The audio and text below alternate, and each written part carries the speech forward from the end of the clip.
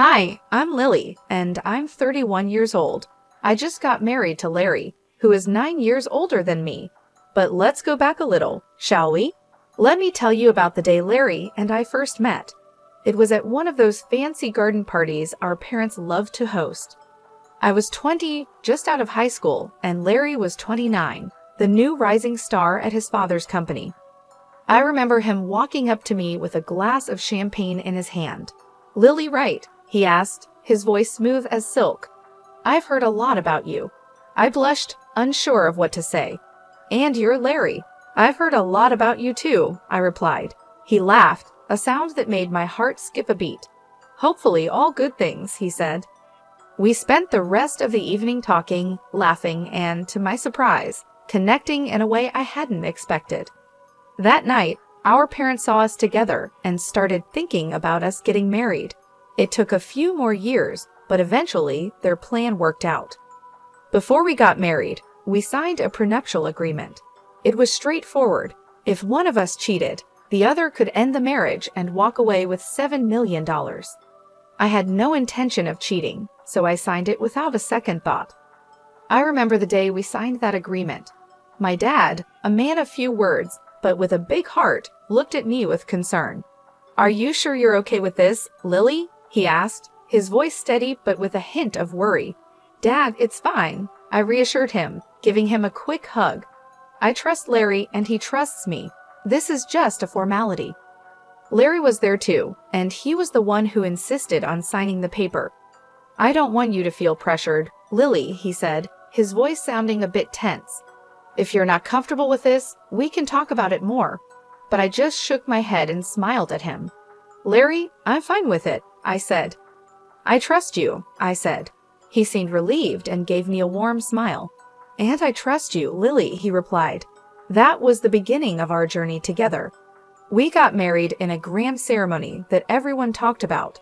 I was excited about starting this new chapter in my life, completely unaware of the storm that was on the horizon.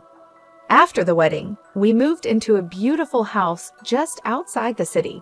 It felt like a dream come true living with Larry and waking up next to him every morning. He was sweet, caring, and for a while, everything seemed perfect. Our honeymoon was like something out of a fairy tale. We spent 3 weeks at a gorgeous beach resort, soaking up the sun and enjoying each other's company. But when we returned home, things began to change. Larry became a different person, distant, always lost in thought. He started coming home late from work and would go straight to bed without even saying goodnight. We began sleeping in separate rooms, eating at different times, and barely talking to each other. One day, I decided to confront him. "Larry," I said, trying to keep my voice steady, "what's going on? You've been acting strange ever since we got back from our honeymoon." He looked at me, his eyes no longer filled with the warmth they once had. "I've just been busy with work, Lily," he replied, avoiding eye contact. "But we hardly talk anymore," I continued. "We're living like strangers in our own home." He sighed, running his fingers through his hair. "I know, Lily. I'm sorry. I'll try to make more time for us." But nothing changed. In fact, things got worse. Larry started coming home even later, sometimes not until the early morning. He stopped eating with me, and we barely saw each other. I began to have doubts. Was he seeing someone else? The thought made me feel sick, but I couldn't ignore the signs. I decided to confront him again. "Larry," I said one night when he came home late, "are you seeing someone else?" He looked shocked by my question. "What? No, Lily, I would never do that to you." "Then why are you always out? You never spend time with me," I said, tears filling my eyes. "I told you, it's just work," he said firmly. "I'm not cheating on you, Lily." But I couldn't shake the feeling that something was wrong. Larry was not the same man I had married. He was distant, cold, and seemed to be hiding something. I didn't know what to do. I loved Larry, but I couldn't keep living like this. I decided to start investigating. If Larry wasn't going to tell me what was happening, I needed to find out for myself. I began by checking his phone when he was in the shower. I felt guilty for invading his privacy, but I was desperate for answers. I didn't find any suspicious messages or calls, But I did find something that made my heart sink. Larry had been searching for apartments. Was he planning to leave me? I confronted him about it. Larry, why are you looking for apartments? Are you planning on leaving me? He looked shocked. No, Lily, I was just looking. I wasn't planning on leaving you. Then why were you looking? I asked, my voice trembling. I don't know, Lily, he said, barely whispering. I just need some space.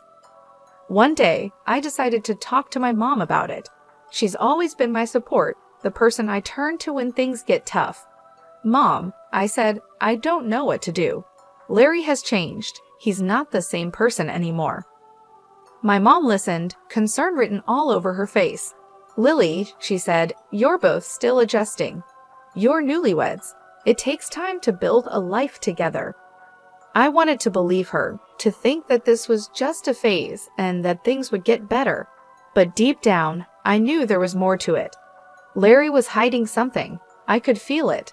I tried to push the feeling away, tried to convince myself that Mom was right. But the nagging voice in the back of my mind wouldn't go away, constantly reminding me that something was off. 3 weeks later, I gathered my courage and approached Larry. I need a job, I said, looking him in the eye. He seemed surprised. You want to work? He asked, raising an eyebrow. I nodded. Yes, I need to do something, Larry. I can't just sit at home all day. He thought for a moment, then said, I can offer you a job at my foundation. We help kids in tough situations. Would you be interested? I was surprised.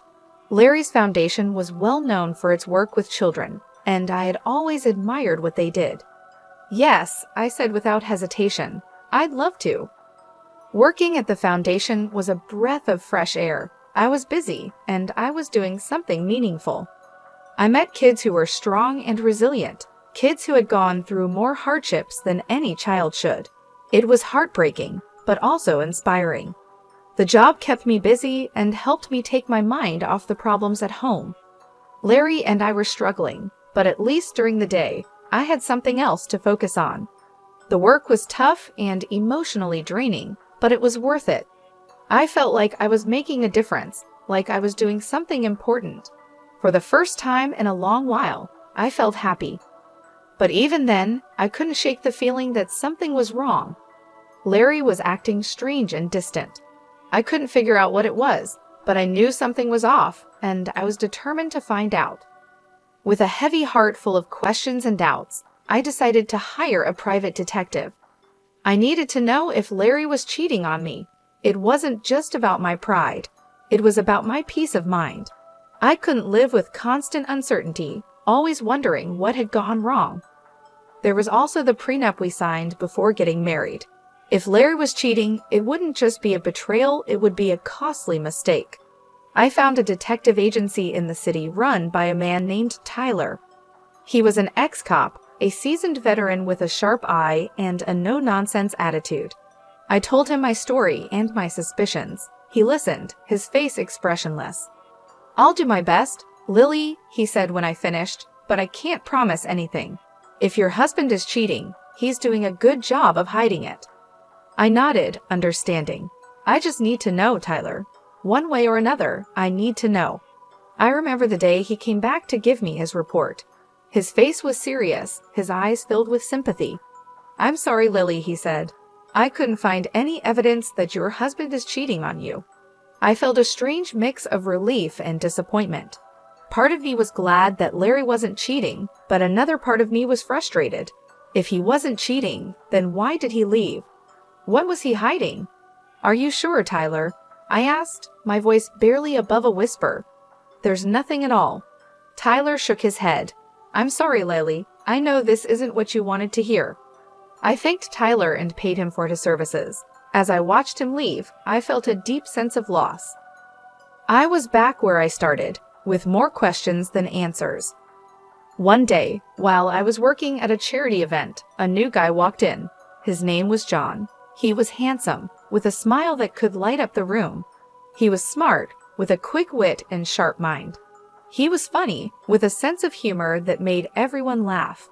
He looked like a famous actor, with his chiseled features and striking good looks. In short, he was my ideal man. But despite being drawn to John, I couldn't shake off a feeling of unease. His arrival seemed too perfect, too convenient. I couldn't help but think about Larry and our prenup. If I was caught cheating, I'd have to pay a huge sum of $7 million.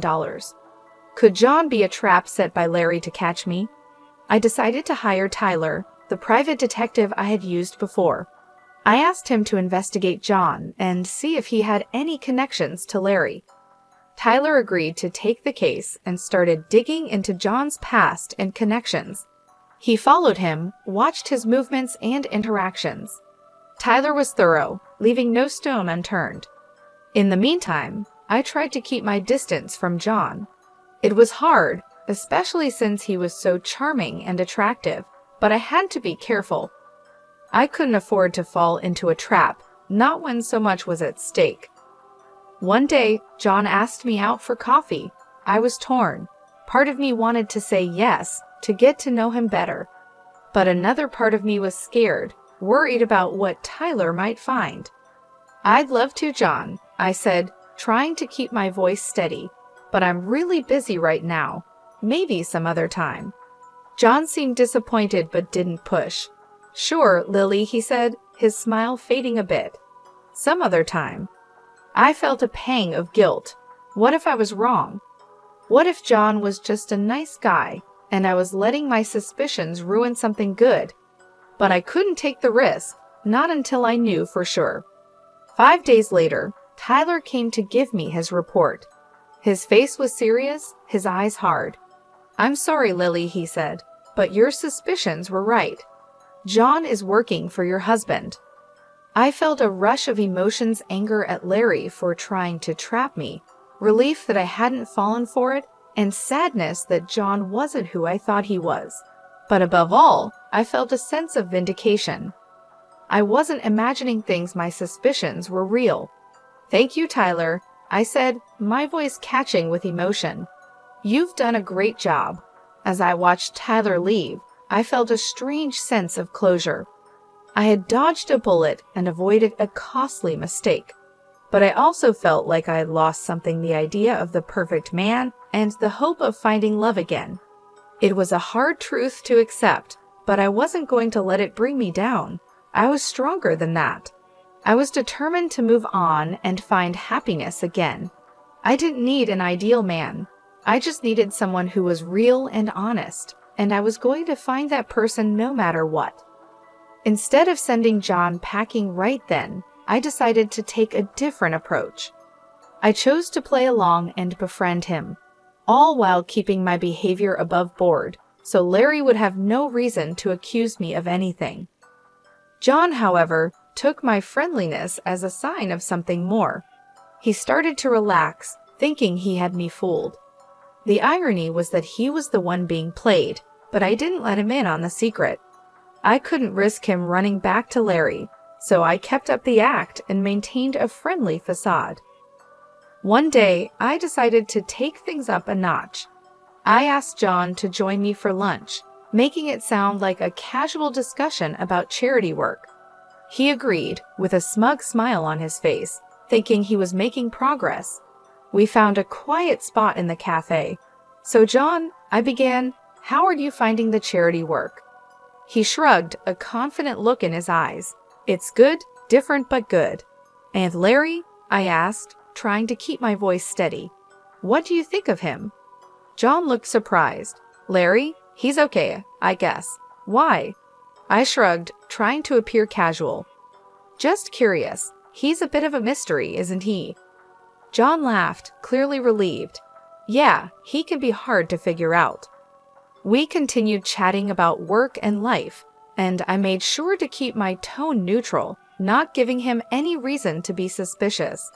In the days that followed, I continued to play along, keeping up the friendly act, but never crossing the line. I was always on guard, always careful. It was a risky game, but one I was willing to play for now. One day, during one of our lunch meetings, John looked at me with a serious expression. "You know, I've been thinking," John said. I raised an eyebrow, feeling a chill run down my spine. "About what?" I asked. He shrugged, looking uncomfortable. About us, about this thing between us. My heart skipped a beat. This was the moment I had been dreading. I forced a smile. And what is it that we have, John? He looked at me with a hopeful expression. I think we have something special. I felt a pang of guilt. John was falling into my trap, just as I had planned, but it didn't feel right. It didn't feel good. Still, I had to keep up the act, had to keep playing the game. So I smiled at John, a fake smile plastered on my face. Yes, John, I said, my voice barely a whisper. We do have something special. And just like that, the trap was set. The game was on, but at what cost? The Cold War at home with Larry was as icy as ever. We'd occasionally run into each other, exchange chilly greetings, and then retreat to our separate corners. Most nights, he stayed at his apartment, claiming it was more convenient for his work. One Friday afternoon, I called John. I laced my voice with warmth as fake as his documents, inviting him over to my place. He probably thought I was finally ready to give in to his advances. Poor guy, he couldn't have been more wrong. When John stepped into my home, he was greeted not by a seductive housewife, but by my old classmate, now a stern-faced police officer. The surprise on John's face was worth every bit of it. The officer checked John's papers, and as expected, they were as fake as a $5 bill. Now it was my turn to make a move. I offered John a choice. He could either stick with Larry and face the consequences of his fake documents, or he could switch sides and work for me. John's eyes darted between me and the officer, and after a moment of silence, he nodded. He agreed to my deal. Checkmate, Larry. With that, the real game began. I had Larry's pawn now playing on my side, but I knew this was just the beginning. Larry was a crafty man. He wouldn't go down without a fight. In the days that followed, I kept a close watch on John. Despite his agreement, I knew I couldn't fully trust him. He was a wild card, a potential threat, but for the time being, he was a useful one. One day, I called John to my office. "We need to talk," I said, my tone serious. He looked at me, a hint of unease in his eyes. "About what?" "About Larry," I replied. "I need to know everything, his plans, his strategies, everything." John hesitated, then nodded. "Okay, I'll tell you everything." I knew I had my insider, and my counterattack was ready. But this was just the beginning. The real battle was still ahead. Larry wouldn't go down without a fight, and I had to be prepared. This wasn't just a game anymore. It was war, and in war, there are no rules, only survival. Days turned into weeks, and I was getting anxious. I wanted to confront Larry, to show him I wasn't the pushover he thought I was. Tyler, who I turned to again, gave me some advice. "Push Larry," he suggested. "Make him think you've fallen into his trap." It was a gamble, but I was ready to play the game. So John and I staged a photo shoot. We posed in ways that could be seen as compromising, like proof of an affair, but we were careful. We kept the original photos, where everything was as innocent as a Friday school picnic. Once the photos were ready, I handed them to John. "Give these to Larry," I said, passing him the envelope. "Let him draw his own conclusions." John looked at me, concern on his face. "Are you sure about this?" he asked. "Once you start this, there's no going back." "I know," I replied, my voice firm. "And I'm ready." The very next day, Larry was all smiles at dinner. He thought he'd caught me, that he had the upper hand, but he didn't say a word about it. I wasn't worried. I knew what was coming, and I was ready. Meanwhile, Tyler was on the case, digging up dirt on Larry and finding all the evidence we needed. He was good at his job, and I trusted him. Finally, Tyler called me. "Larry's relaxed and has let his guard down," he said, his voice full of satisfaction. "I've got him. I've got all the proof photos, videos, everything." I felt a surge of excitement. "Good," I said, a smile spreading across my face. "Let's bring him down." But I didn't confront Larry, not yet. I wanted him to think he was winning. I wanted to see the look on his face when he realized he'd been played. So I waited. I played the part of the dutiful wife, biding my time until Larry made his move. I knew what was coming, and I was ready. The clock was ticking towards the family dinner. I knew this was it, the showdown. Strangely, I felt calm. I was ready. The dinner was at Larry's parents' luxury mansion, a huge estate that screamed old money. Larry was there, of course, playing the role of the perfect son and husband.